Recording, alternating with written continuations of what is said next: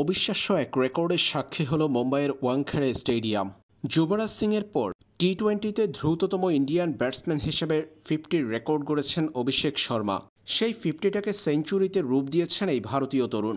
মাত্র 17 বলে 50 করা অভিষেক শর্মা সেঞ্চুরি করেছেন 37 বলে।